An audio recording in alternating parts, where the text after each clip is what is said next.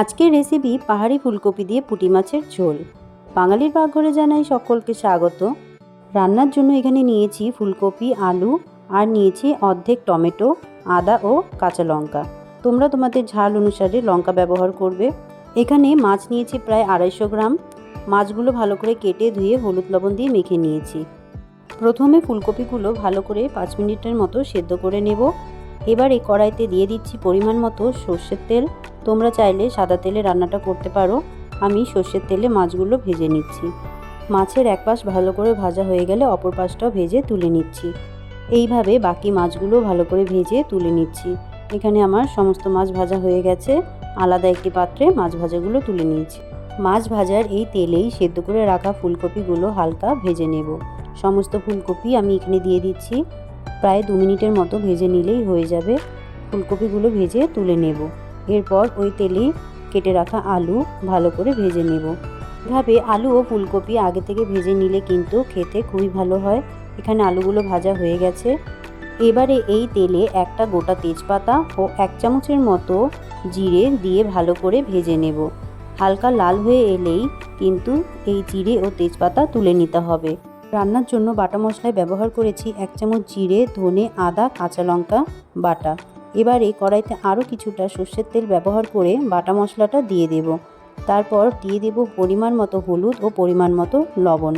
লবণ ও হলুদ দিয়ে ভালো করে মিশিয়ে আমি এখানে সামান্য জল দিয়ে মশলাটাকে ভালো করে কষিয়ে নেব।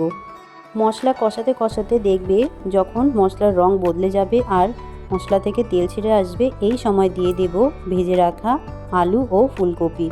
আলু ও ফুলকপি দিয়ে ভালো করে মশলার সঙ্গে মিশিয়ে নিতে হবে। এই সময় গ্যাসের হিট অবশ্যই মিডিয়ামে রাখবে।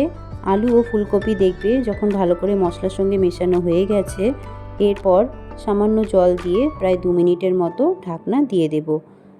2 মিনিট পর দেখবে সবজিগুলো খুব সুন্দর সেদ্ধ হয়ে গেছে আর দেখতেও ঠিক এমনটাই হয়েছে। এবারে ঝোলের পরিমাণ অনুসারে জল ব্যবহার করব। আমি কিন্তু এখানে গরম জল ব্যবহার করেছি। তোমরাও পারলে গরম জল করে দেওয়ার চেষ্টা করবে, এতে কিন্তু ঝোলটা আরও ভালো হয় খেতে। জল দিয়ে ভালো করে মিশিয়ে নেওয়ার পর মাছগুলো কিন্তু দিয়ে দিতে হবে। এভাবে প্রায় 2 মিনিটের মতো ঝোল ফুটিয়ে নিয়ে তারপর দিয়ে দিচ্ছি ভেজে রাখা জিরে ও তেজপাতা বাটা।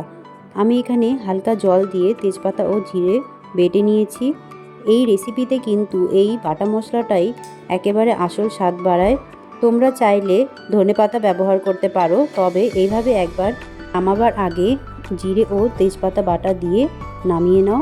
তোমাদের অবশ্যই খুবই ভালো লাগবে খেতে। যারা আলু ও ফুলকপি ঝোলে পেঁয়াজ দিয়ে পছন্দ করো তারা একবার এভাবে পেঁয়াজ ছাড়া তৈরি করে দেখো, তোমাদের অবশ্যই ভালো লাগবে খেতে। নামাবার পরে কিন্তু দেখতে ঠিক এমনটাই হয়েছিল। এরকম পুঁটি মাছ ছাড়া তোমরা কাতল মাছ দিয়েও রান্নাটা করে নিতে পারো। এই রেসিপিটা যদি তোমাদের ভালো লেগে থাকে তাহলে অবশ্যই একটি লাইক করবে, কমেন্ট করবে। এরকম নতুন নতুন ঘরোয়া রান্নার জন্য চ্যানেলটিকে সাবস্ক্রাইব করবে। ধন্যবাদ।